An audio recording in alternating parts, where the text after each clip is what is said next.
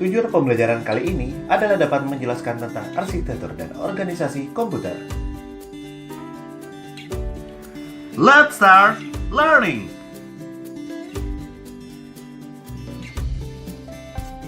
Apa ya perbedaan antara arsitektur komputer dan organisasi komputer? Ayo teman-teman, mari kita bahas. Arsitektur komputer merupakan konsep perencanaan dan struktur pengoperasian dasar dari sistem komputer. Sedangkan organisasi komputer merupakan unit operasional antar komponen penyusun sistem komputer dalam merealisasikan aspek arsitekturnya. Selanjutnya, arsitektur komputer contohnya adalah set instruksi, aritmetika yang digunakan, teknik pengalamatan, dan mekanisme I/O. Sedangkan organisasi komputer contohnya adalah teknologi hardware, perangkat antarmuka, teknologi memori, dan sinyal-sinyal kontrol. Sehingga dapat diketahui organisasi komputer dan arsitektur komputer punya keterkaitan. Sebuah rancangan pada arsitektur komputer bisa direalisasikan jika terdapat organisasi komputer.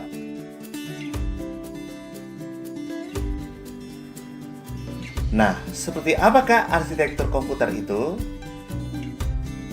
Nah, mari kita bahas. Apakah kalian tahu siapakah dia? Pasti masih asing kan? Dia adalah John von Neumann, penemu arsitektur von Neumann. Arsitektur yang digunakan oleh sebagian besar komputer saat ini.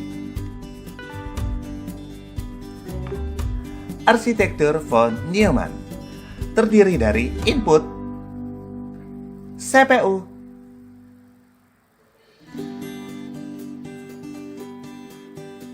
memori, dan output.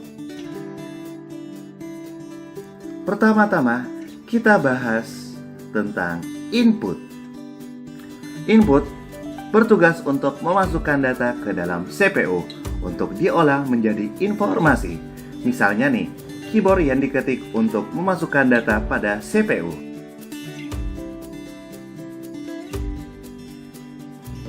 Kedua adalah bagian dari CPU.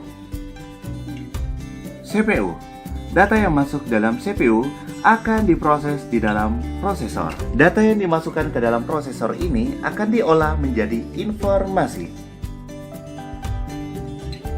Ada dua bagian pada CPU, yaitu control unit dan arithmetic logical unit.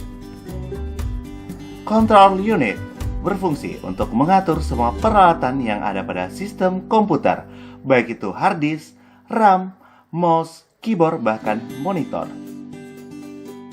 Control unit ini mengatur kapan CPU menerima data dari perangkat input, seperti keyboard mengirimkan data pada CPU. Control unit ini menentukan layak tidaknya data diproses.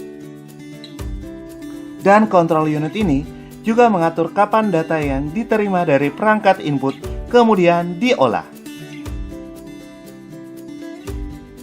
Serta control unit ini menentukan waktu masing-masing data yang masuk untuk diolah bergantian. Selain itu, control unit ini mengatur kapan data yang telah diolah ditampilkan pada perangkat output. Control unit ini menentukan informasi yang ditampilkan dari hasil pengolahan data ke perangkat output.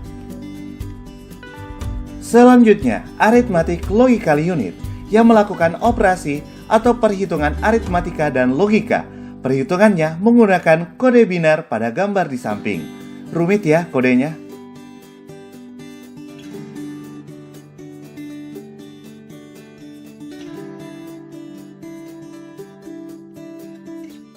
Masuk ke pembahasan memori. Memori ini merupakan penyimpanan data pada sistem komputer seperti RAM dan ROM.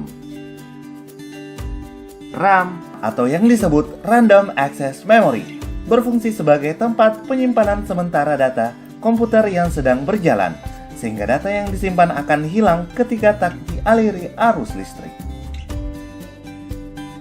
ROM atau disebut read-only memory, yaitu memori yang menyimpan berbagai data yang ada pada komputer dan bersifat permanen, sehingga data tidak mudah hilang atau berubah walaupun aliran listrik dimatikan.